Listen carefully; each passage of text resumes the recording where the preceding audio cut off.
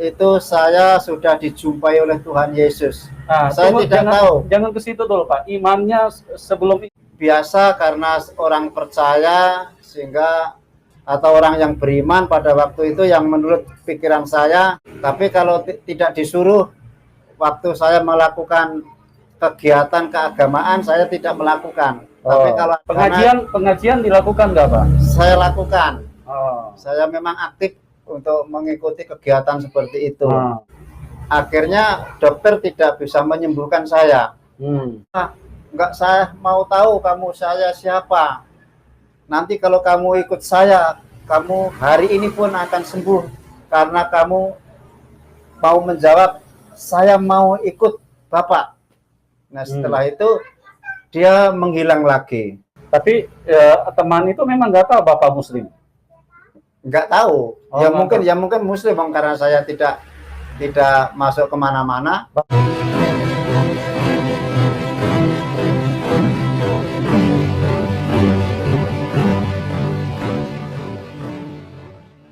Assalamualaikum warahmatullahi wabarakatuh. Alhamdulillahirabbil alamin wassalatu wassalamu ala isyrafil anbiya'i wal mursalin wa ala alihi wasahbihi ajmain, amma ba'du. Puji syukur kehadirat Allah Subhanahu wa taala karena kita masih diberi waktu dan kesempatan berjumpa kembali melalui channel Salam Satu Akidah. Semoga kita semua dirahmati Allah dan diberi kekuatan serta keteguhan hati di dalam iman Islam untuk terus meningkatkan iman serta ketakwaan kita kepada Allah Subhanahu wa taala. Baik, saudara semuanya, pada kesempatan kali ini kita akan menyaksikan kesaksian murtadin odong-odong ya, yang ditampilkan oleh si pengepul murtadin odong-odong Yusuf Manubulu. Nah, yang menarik di sini ketika orang tersebut memberikan kesaksian, di sini Yusuf Manubulu mencoba mengiring atau mengarahkan kepada narasumbernya jawaban apa yang harus disampaikan sesuai dengan keinginan atau mungkin sesuai dengan skenario yang sudah mereka buat ya. Dan di sini sangat kelihatan sekali kalau orang yang bersaksi ini jelas adalah kadal ya, kafir dari lahir. Karena kita akan banyak melihat keanehan serta keganjilan dari cerita yang disampaikannya dan mengaku dahulu adalah seorang muslim ya. Nah, bagaimana video selengkapnya kita akan saksikan terlebih dahulu. Setelah itu saya akan coba komentari tentang apa yang disampaikan oleh si bapak ini.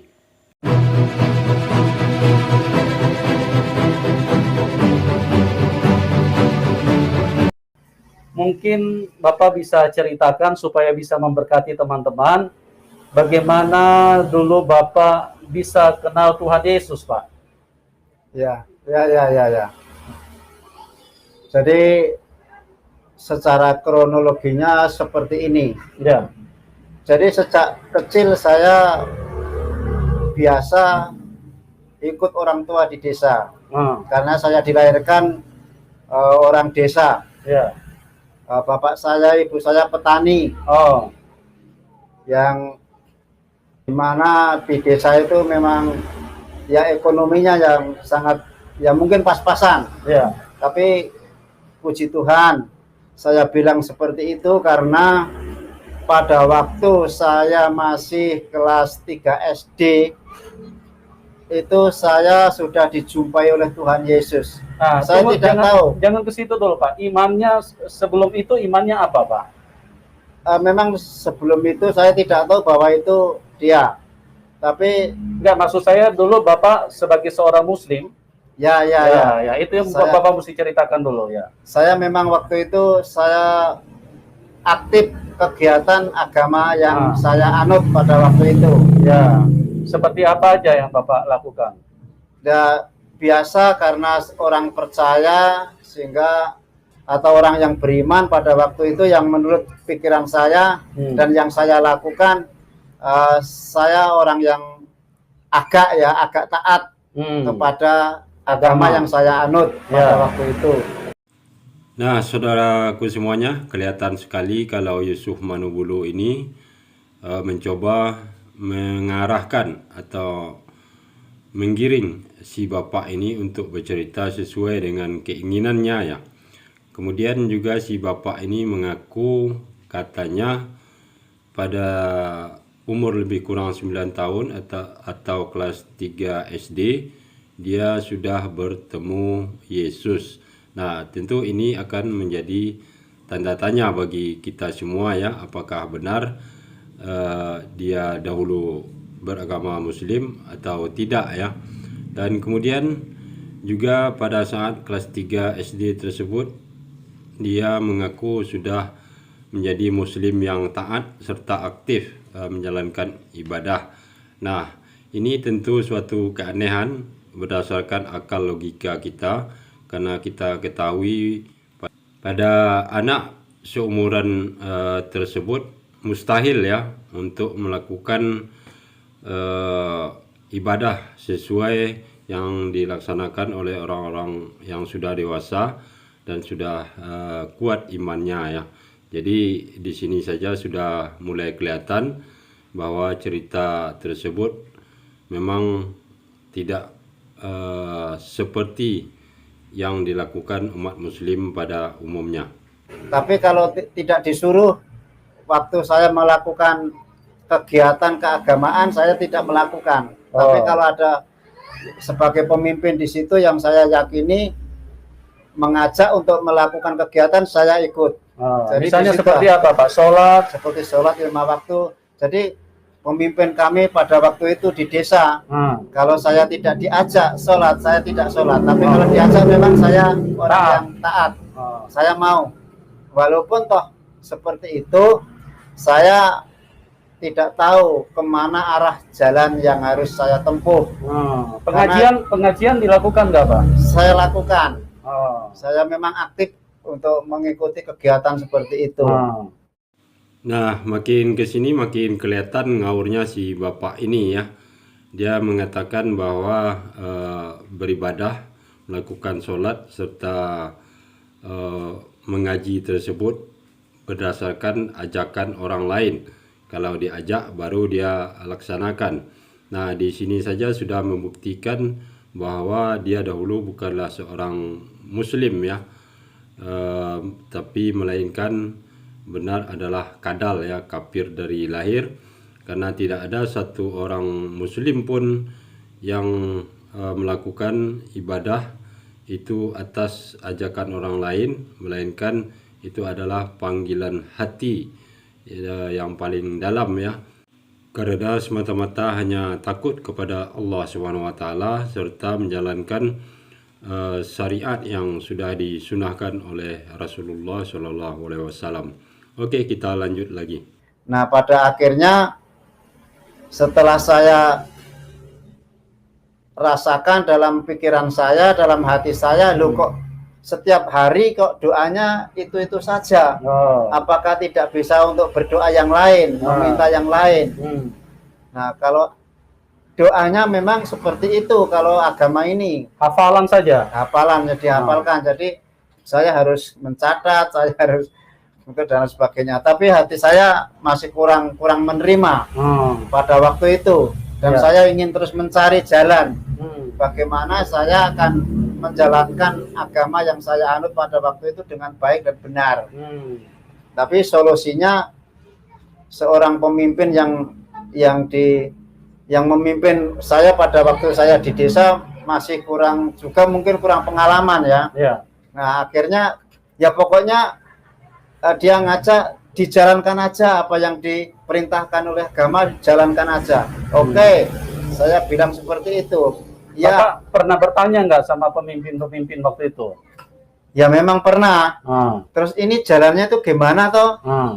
Nah, seperti itu. Ya pokoknya kalau orang yang punya agama ini 5 waktu ya dijalankan. Dan yang paling utama itu hari Jumat. Tetapi pada waktu itu tidak ada tempat ibadah di desa saya. Jadi hanya pindah-pindah itu. Jadi tempat ibadah yang khusus tidak ada. Nah, si bapak ini semakin dia coba bercerita tentang bagaimana seorang muslim dalam menjalankan ibadah, maka di situ pula semakin ketahuan kebohongannya ya di dalam memahami bagaimana cara-cara ibadah serta doa-doa yang ada di dalam ajaran Islam. Nah, kalau memang dia ini dahulu adalah seorang muslim yang taat seperti pengakuannya, tentu dia sudah mengerti ya, karena doa apa saja itu lengkap semua di dalam ajaran Islam. Dan memang setiap kali berdoa kita menggunakan bahasa Arab ya, tetapi keseluruhan doa yang dibutuhkan untuk keperluan apa saja semuanya sudah ada untuk memohon kepada Allah Subhanahu wa taala. Nah, kemudian juga dia mengatakan atau mengkambing hitamkan pemimpin. Yang dimaksud di sini mungkin adalah ulama ya, yang katanya tidak mengetahui atau tidak paham tentang Islam. Nah, ini suatu alasan yang dibuat-buat ya, karena itu adalah mustahil. Kemudian juga dia mengatakan untuk beribadah sholat Jumat beralasan tidak adanya tempat yang atau masjid di daerah dia tersebut, dan itu pun tidak menjadi halangan bagi umat muslim ya, kalau memang dia paham dan mengerti, karena yang namanya ibadah terutama sholat itu di mana saja bisa dilaksanakan ya. Di dalam sebuah rumah pun bisa dilaksanakan sholat berjamaah. Sorry Pak, Bapak bertanya itu dijawab nggak sama mereka atau tidak dijawab, cuma percaya aja gitu? Ya cuma percaya saja, karena dia juga mungkin kurang paham jadinya. Loh, ini saya ini mengikut agama kok pemimpinnya kurang paham, saya sendiri belum tahu dan tidak tahu ini bagaimana caranya untuk menguraikan ini biar saya tuh lebih tahu dan menjalankan dengan baik dan benar, lebih masuk di logika gitu ya. Jadi pikiran saya itu terus menerus bertanya-tanya dalam hati. Nah, sehingga saya tidak bisa menemukan hal itu. Nah, akhirnya setelah itu kebetulan saya ini mungkin orang yang hidupnya sengsara, akhirnya saya sakit. Nah, pada waktu itu saya baru kelas 3 SD. Saya sakit sampai 1 tahun. Jadi saya 1 tahun, jadi tubuh saya sudah kurus sekali, dan sampai saya sakit 1 tahun lebih itu sampai tidak bisa berjalan lagi. Nah, dokter bilang apa Pak? Sudah diperiksa? Sudah diperiksakan orang tua saya pada waktu itu ke mantri ya. Belum ada dokter pada waktu itu, masih mantri-mantri dari kesehatan. Nah, akhirnya disarankan hanya karena penyakit waktu itu malaria namanya. Penyakit malaria. Malaria. Nah, malaria itu kan katanya kan dari nyamuk ya. Asalnya. Loh, memang di tempat Bapak banyak nyamuk? Ya memang banyak nyamuk pada waktu itu. Nah, akhirnya saya sampai 1 tahun, akhirnya dokter tidak bisa menyembuhkan saya. Nah, setelah itu saya masih bingung, orang tua sudah khawatir karena saya semakin kurus. Tidak bisa makan apa gimana? Ya makanya sulit sekali. Makanya sangat sulit. Makanya sampai saya tidak bisa berjalan. Siang malam kalau saya mau bangun dibangunkan dari orang tua. Nah, akhirnya setelah saya bingung, saya hampir putus asa. Memang saya sudah putus asa. Sudah tidak ada harapan lagi. Tidak sekolah lagi waktu tidak itu? Sekolah lagi sudah 1,5 tahun. Karena sakit itu ya? Karena sakit. Nah, setelah itu orang tua sudah bingung. Akhirnya saya merasa ada seseorang yang mengajak. Nah, orang itu saya tidak tahu. Sar, kamu mau sembuh? Saya kaget. Loh, saya ini sudah sakit 1 tahun loh. Bapak siapa? Enggak, saya mau tahu kamu saya siapa. nanti kalau kamu ikut saya, kamu hari ini pun akan sembuh karena kamu mau menjawab, saya mau ikut Bapak. Nah, setelah itu dia menghilang lagi. Bapak melihat dia bicara. Saya melihat orang yang mengajak saya itu, saya melihat. Setelah, ya saya mau. Setelah itu dia menghilang. Tapi pada waktu Bapak lihat itu, Bapak nggak kenal ini siapa? Tidak kenal sama sekali. Saya tanya, Bapak siapa? Kamu tidak usah siapa saya, tidak usah tahu siapa saya. Yang penting kamu mau mengikut saya. Nah, saya kan jadi bingung sekali. Ini pemimpin agama ini mengajak ke sini, loh Bapak ini kan siapa? Saya nggak tahu Pak mengajak. Kalau kamu ikut saya, kamu akan sembuh. Oh, luar biasa ya. Jadi saya bingung sekali. Saya bingung dan bimbang. Nah, setelah itu, setelah saya sanggup untuk mengikut dia, 1 minggu kemudian datang lagi. Loh, katanya kamu mau ikut saya. Loh, saya nggak tahu di mana Bapak. Saya tempat tinggalnya di mana. Saya tidak tahu, saya ikut kemana. Ya udah, yang penting kamu sanggup untuk mengikut saya. Nah, setelah itu dia kembali pergi lagi. Setelah itu sampai saya kambuh lagi. Jadi saya nggak ada gairah lagi untuk hidup kembali. Nah, setelah itu, setelah 1 minggu, saya merasa agak ringan ya, agak enteng tubuh saya. Dan malam itu saya bangun sendiri dari tempat tidur.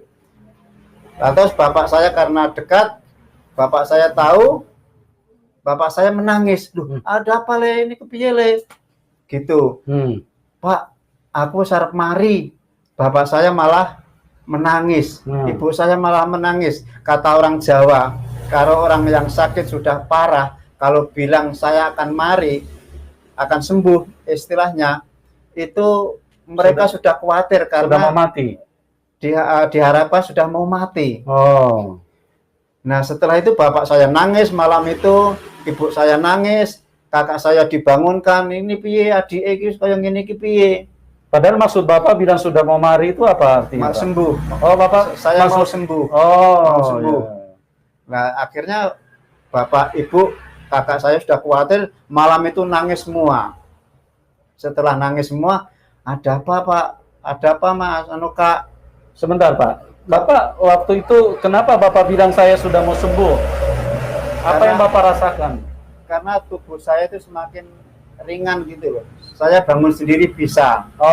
Nah itu jadi istilahnya orang Jawa itu dianggap saya itu meninggal ngewoi-woi. Ngewoi adat ki biasanya kalau orang yang akan meninggal itu seperti itu. Seolah-olah sehat, seolah-olah baik. Nah akhirnya meninggal. Nah bapak, kalau ibu saya itu khawatir seperti itu. Nah setelah itu, setelah bapak saya, ibu saya berhenti menangis, saya tidur lagi. Nah setelah saya tidur, ternyata ada orang lagi datang ke rumah. Loh gimana Sar? Loh apa Pak? Katanya kamu mau ikut saya. Orang itu orang yang sama Pak? Orang yang sama, datang lagi sampai ketiga kali. Kalau saya hari ini bisa berdiri, saya ingin bisa berlari, saya tetap akan ikut Bapak. Berdirilah. Berdirilah. Sampai 3 kali. Berdirilah. Saya mendadak berdiri. Setelah berdiri, karena saya kan tidak kuat untuk berjalan. Coba saya disuruh jalan. Saya jalan. Nah, itulah kalau kamu percaya dan mau mengikut aku, kamu sekarang akan disembuhkan. Saya bingung lagi waktu itu. Lah Bapak sudah meninggalkan saya akan mengikut, tapi Bapak sudah meninggalkan saya. Ya kalau seperti itu, memang jawabanmu sudah tepat. Sudah, nanti kamu akan mengikut saya sungguhan. Dia pergi lagi. Setelah itu paginya saya sembuh dengan sendirinya. Cerita si bapak yang barusan kita dengar itu adalah lagu lama ya, setiap murtadin odong-odong yang tampil memberikan kesaksian. Karena kalau tidak mengalami sakit ataupun mengalami kesusahan hidup ya, dan tiba-tiba yang namanya Yesus itu datang sebagai penyelamat bagi mereka, dan itu pun datangnya terkadang di dalam mimpi atau katanya bisa melihat ya. Nah, tentu hal ini tidak dapat dijadikan bukti untuk mereka meyakinkan orang ya. Karena yang pertama wajah Yesus saja setiap negara itu berbeda-beda dan tentu sulit untuk membedakan mana wajah Yesus yang asli. Nah, kemudian kalau memang dia dahulu adalah Muslim, tentu sedikit banyaknya sudah paham dan mengerti sejauh mana kemampuan yang namanya iblis untuk menyesatkan manusia dengan berbagai cara ya, baik menyamar atau mengeluarkan suara yang seakan-akan itu adalah orang-orang yang dianggap Tuhan bagi mereka ya. Nah, apapun yang disampaikan oleh si bapak yang mengaku murtadin tadi ya, apakah itu benar atau suatu kebohongan, tentu kita sebagai umat muslim yang berpikiran sehat, yang menggunakan akal logika, pastinya dapat menilai ya. Yang jelas hanya ada dua kemungkinan. Yang pertama, si bapak ini memang kadal ya, kafir dari lahir, dan kalau tidak dia betul muslim dahulunya tetapi Islam KTP ya, atau Islam abangan yang tidak paham dan tidak mengerti apa-apa tentang ajaran agama Islam. Dan kalaupun si bapak ini masuk ke salah satu di antara yang dua tadi, itu sangatlah wajar dia menjadi murtad ya. Kalau dia dahulu kadal, berarti kurang belajar, kurang menghafal ya untuk bercerita supaya meyakinkan orang lain. Dan kalaupun dia dahulu adalah Muslim, artinya Islamnya hanya untuk menjawab pertanyaan orang lain. Apakah kamu Islam? Iya. Apakah ada sholat? Ada. Kalau ada pernah puasa? Ada. Tetapi mungkin selama hidupnya hanya sekali ya. Dan itu sangat pantas dan wajar sekali dia menjadi murtad, keluar dari agama Islam. Nah, demikianlah saudaraku semuanya. Mudah-mudahan kita terhindar dari orang-orang yang seperti ini dan tidak terpengaruh ya. Dan kalaupun setiap hari kita disuguhkan dengan penampilan murtadin orang-orang ini, tentu kita akan melihat secara teliti kesaksian yang mereka sampaikan. Terima kasih atas perhatiannya. Assalamualaikum warahmatullahi wabarakatuh.